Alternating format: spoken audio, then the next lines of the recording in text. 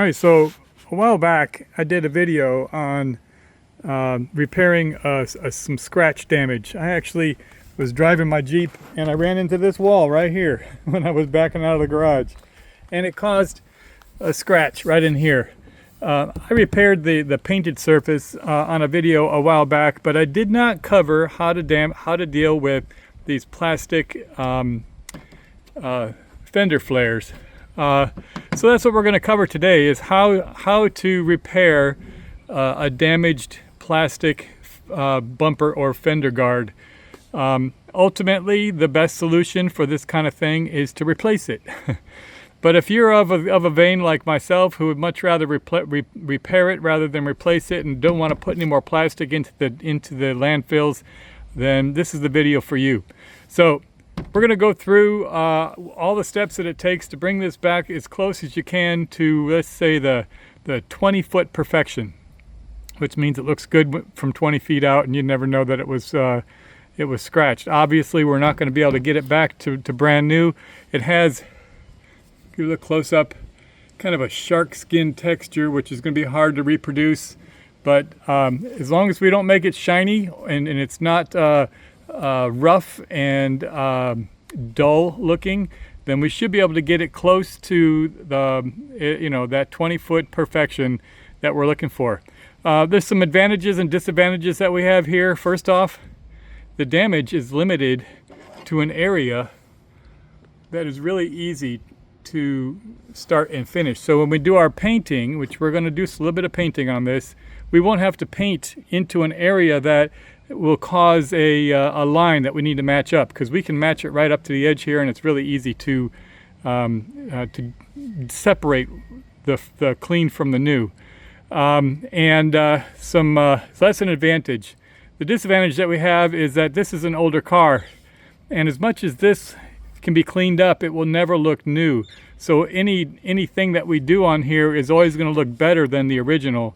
So there's some oxidization on here. There's some little differences in coloration, and so it's going to be hard to get close on that. You can put some aftermarket additives on here to try to bring the sheen back on here, but you're going to end up doing that with the whole car. So that's some things that we're dealing with on this. So let's go ahead and get started. First thing we need to do is get it clean. We're going to need to wash this off. Any of this dirt, those are free abrasives. They're going to be different grades and different sizes and shapes. And if you start rubbing on something that's dirty, you're not going to be able to control the grit or the sharpness of the abrasives. So first thing we're going to do is we're going to clean this thing off. We're going to get it clean, this whole quarter panel right here.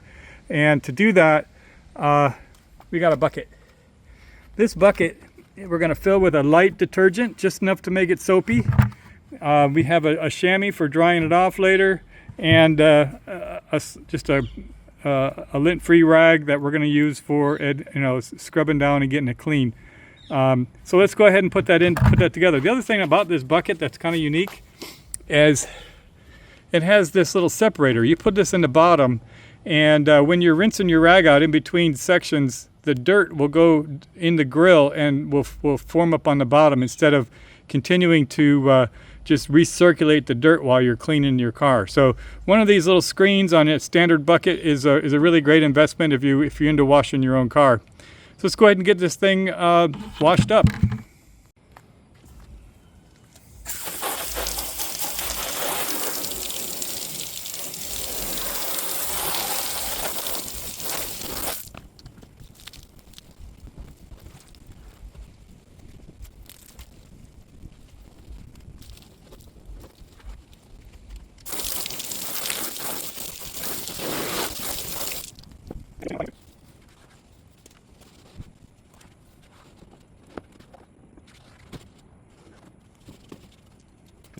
All right, so all cleaned up. Next thing we're going to do here is we're going to find anything that's standing proud of the surface. When you feel it like this, you can feel some of the stuff is a gouge that goes in, but some of it, like this big snag right here, is standing proud from the surface, and it doesn't matter what you do, it's always going to be hanging. So we're going to have to cut that off. And over here you can see a big chunk has been taken from the edge, and there's a piece missing here. Let me show you the contrast with a piece of, see how the edge is kind of jaggedy now? It should look like that, but now we have a very jaggedy edge.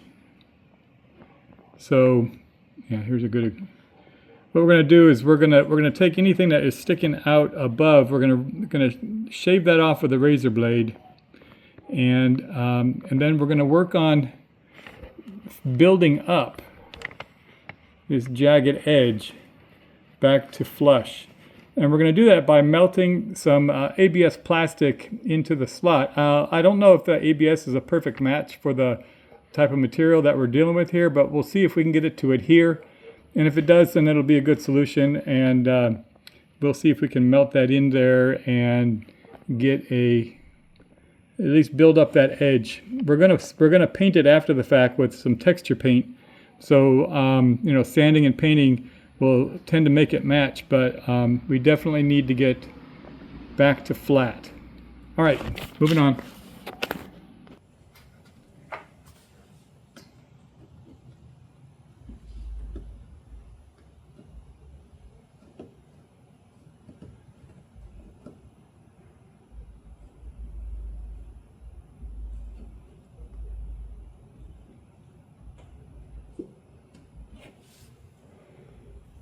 Some nice size shavings.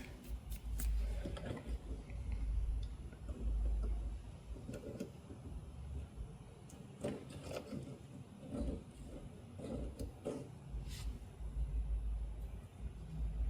big old scuff, look at that.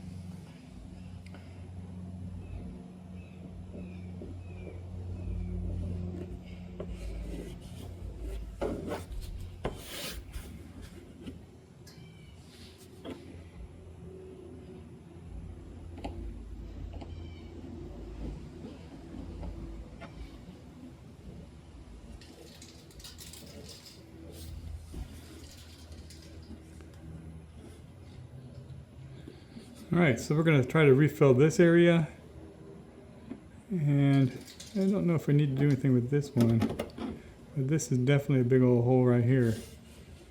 I think the rest of this can probably do with just some sanding. There's enough, well, I don't know, there's a groove right here. There is a very defined groove right here. We'll see if we can get some of that to fill in. Let's see if that ABS will connect to this. All right, so this is my old Weller soldering gun. The advantage to this is that it has a trigger, so you can control the heat with the end of the surface, and it also has these variable tips that you can install on here. This tip has got a flat surface, so it's really good for working with melting plastics and stuff. So the first thing you need to do before you melt your filler is you need to melt the intended surface first. So let's see if we can get this stuff to work. You can get a little bit of a melted surface on here.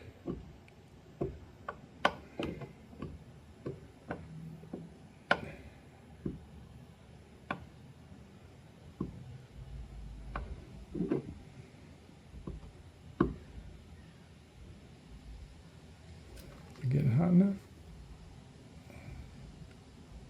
There we go, it's starting to get nice and warm. All right. You can feel when the plastic starts to give way. Yeah, this could be just fine. All right, so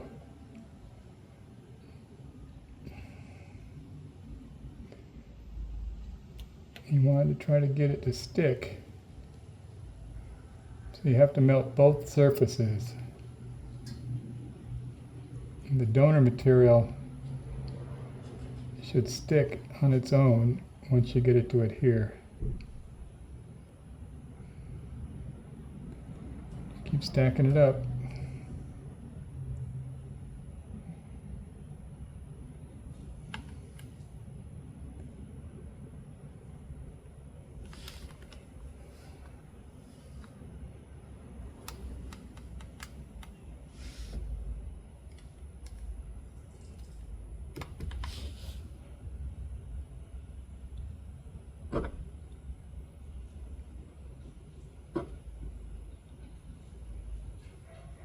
And you can see, you can just melt it right into place. You want it to stand proud because we're going to shave it. Get more donor material in here.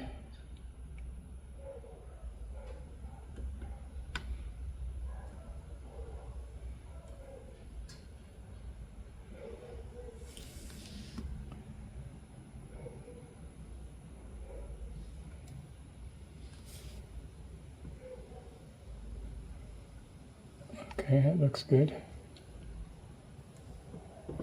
Okay, let's go for this next big one down here.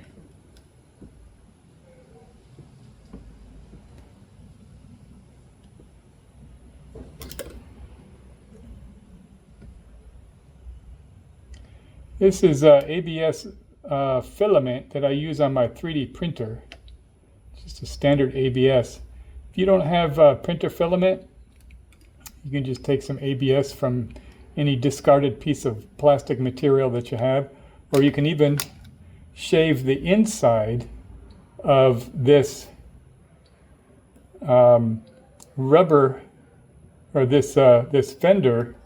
You can shave from the inside surface to get a little bit of plastic into a a length of it that you can manage. Just get some donor material. I'm going to try to fill it in as best you can.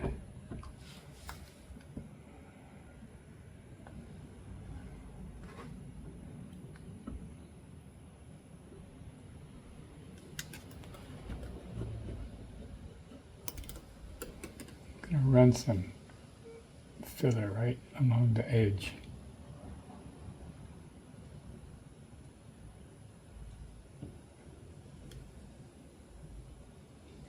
You see that smoke rising off? That is actually toxic.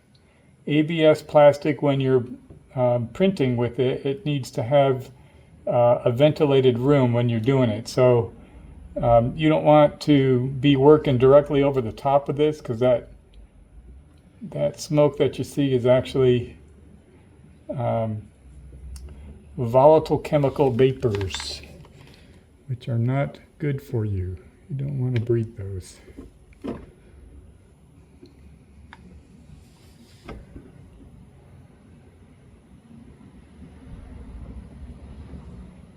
Alright, just kind of working it to make sure it gets kind of smooth. We want to make sure that all of our area that we want to fill has got enough plastic that we can shave off once we get to where we're shaping it. We don't want to have any voids that we have to fill again later.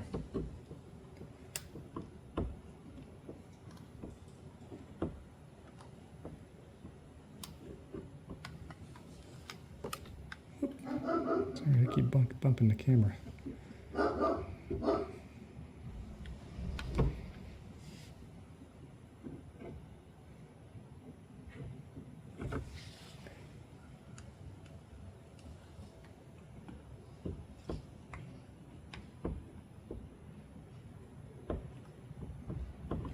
Right, we had a gouge. I think you can see it right in here. I'm going to run a bead through that gouge.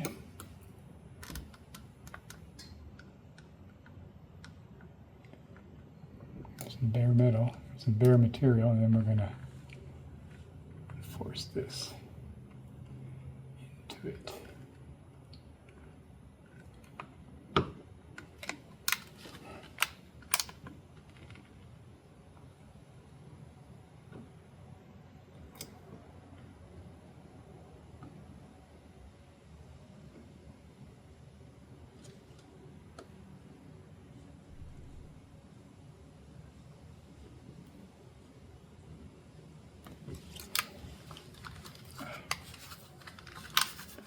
Finger's getting tired.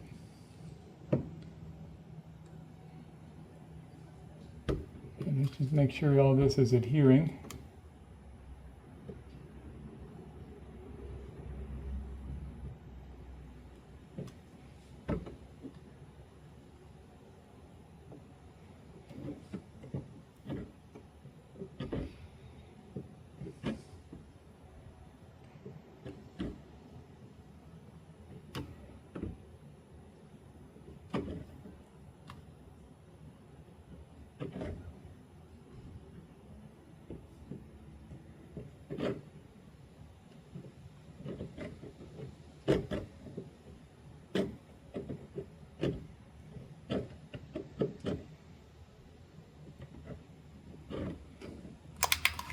Right, that feels pretty good.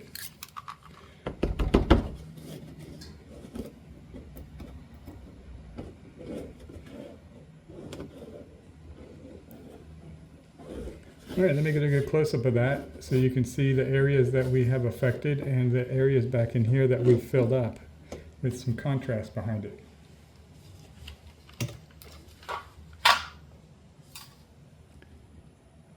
All right, so here you can see with contrast behind it that what used to be jagged edge is now just a bumpy edge, and we'll be able to shave that clean and sand it to fit.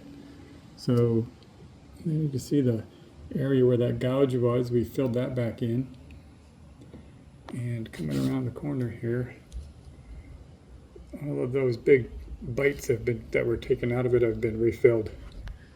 All right, so let's get to sanding. We're going to start with a 120 grit so we can get this down to the right shape, and then we'll work our way to a probably a 1000 or 800 grit before we take it to paint.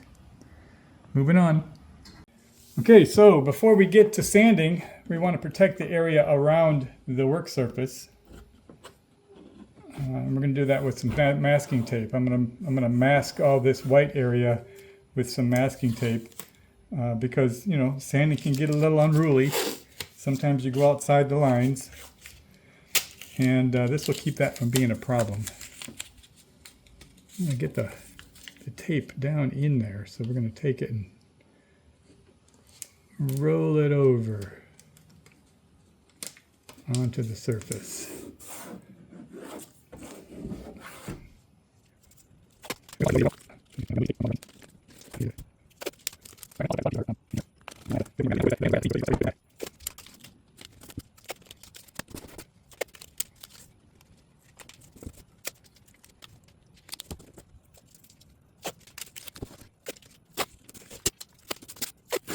Tape's cheap. There we go. I'm going to go ahead and take the razor blade to that one more time, just to make we have this surface nice and flush, as flush as we can get it.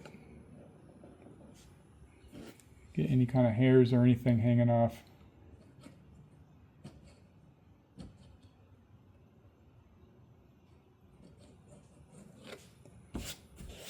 Think of this as one grit. It's as low a grit as you can get it with the razor blade. Yeah, that's going to work really well, I think.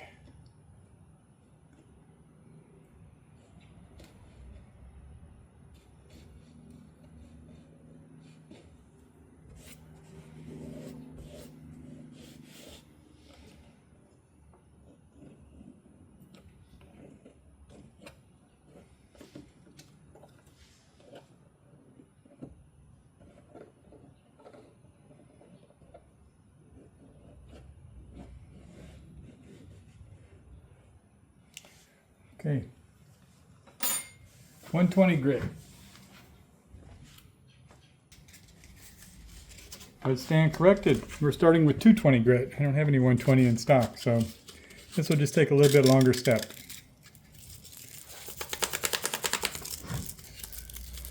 We're just going to do it lightly here. Normally I would use a sanding block, but in this case we have a lot of irregular shapes and curves, so it might be difficult to get a sanding block to do what you need it to do.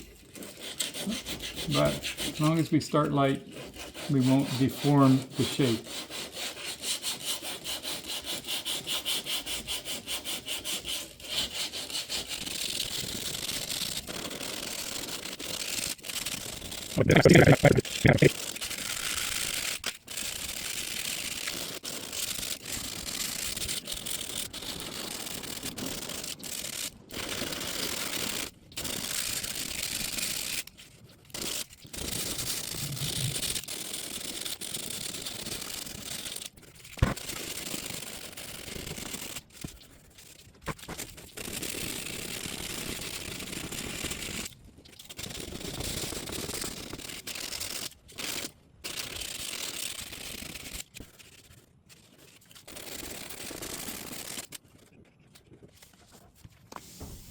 Okay, so been sanding this with 120 for a little while.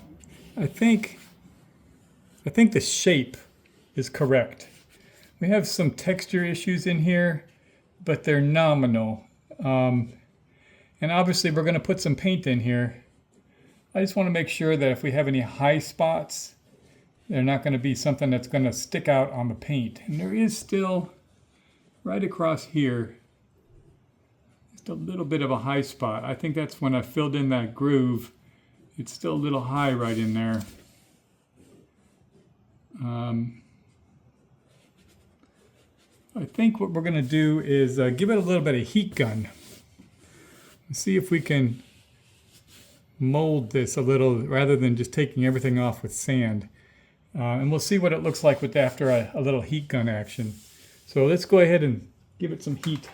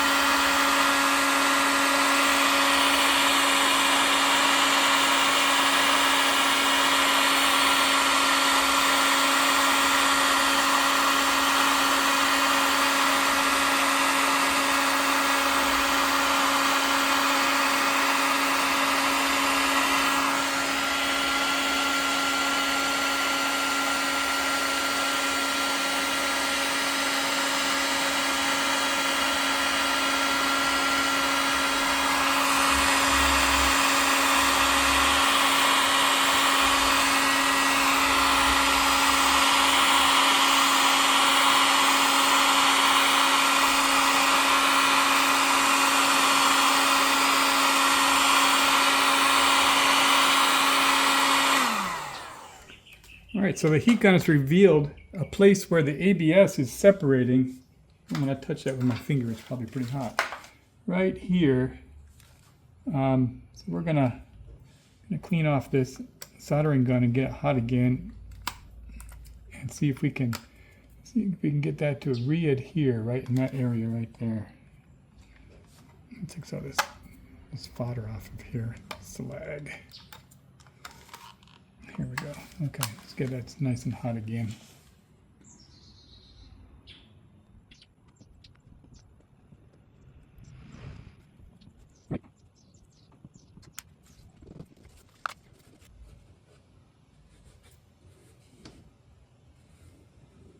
Some more little, we haven't really been focusing on this area down here. We need to probably sand this a little bit. But it's looking a whole lot better already.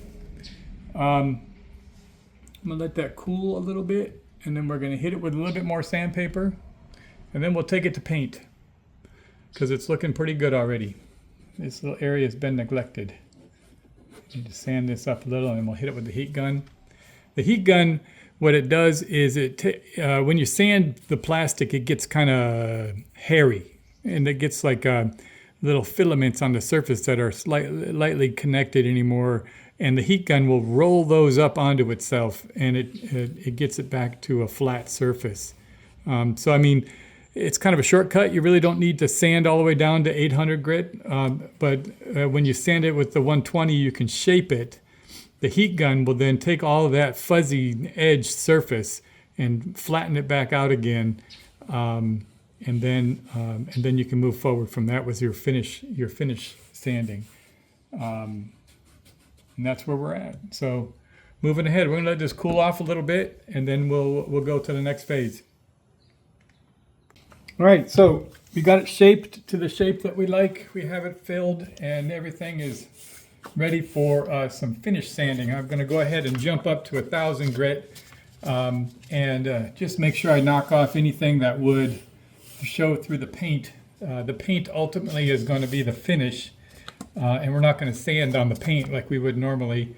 It's textured paint, so that's what we're going to go with. Now, the real idea here is that we don't want to create any kind of cupping, which I think we may already have a little bit, but we just want to make sure that with this grade of sandpaper, it's rough enough that the paint will take and smooth enough that there won't be anything that will show through the texture of the paint. So let's go ahead and start with this 1,000 grit and finish this up.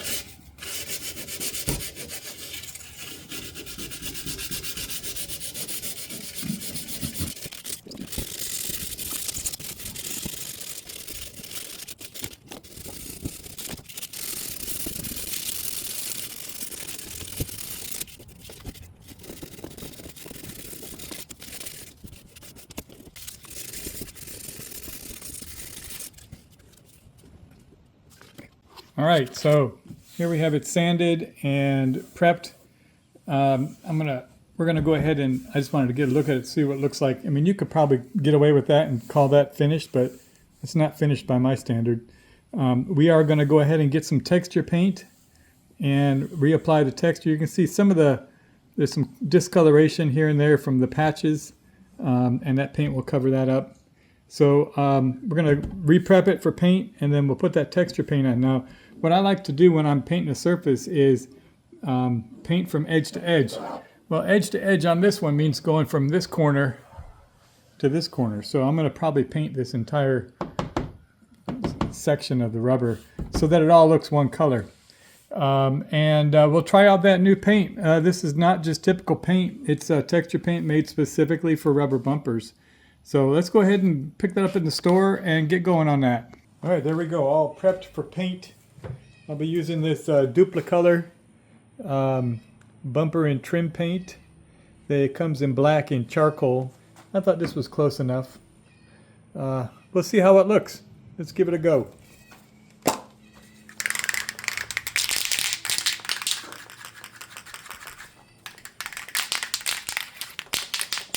Now, the idea behind this paint is, unlike body paint, we're trying to gain a texture and uniformity in color. We're not trying to cover the whole thing in paint, and we don't want to have a really thick coat. So, let's get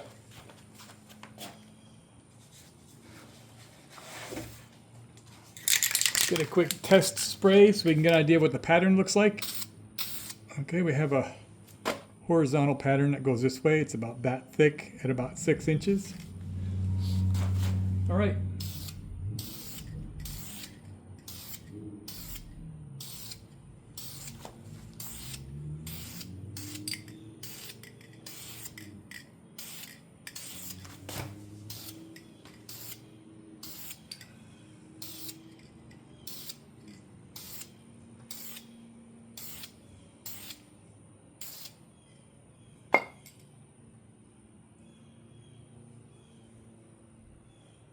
Right, let's call that a coat. Get some on the inside here.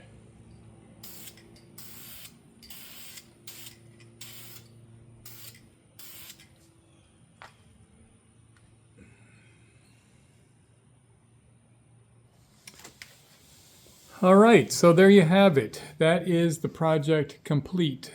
You know, thinking honestly, the color match isn't quite right. You can see that it's a little bit darker black, but I knew from the beginning that we were going to be dealing with a new look versus an old look. The older stuff has oxidization, and I'll probably put something over on this just to treat this older stuff so it looks a little bit closer to it. The texture is not perfect. The paint that we purchased actually was not a texture paint, so it didn't improve the texture. So that was kind of a miss. But I think that at the very least, this video has demonstrated the skills needed to correct a piece of plastic. We've just kind of review. We took care of the deep scratches. We filled back in the notches that were missing. Again, like I said, the goal was a 20-foot perfection, and I think that we've achieved that. That's all I have for you today. Make sure you subscribe to check back and see some of my other projects. Cheers.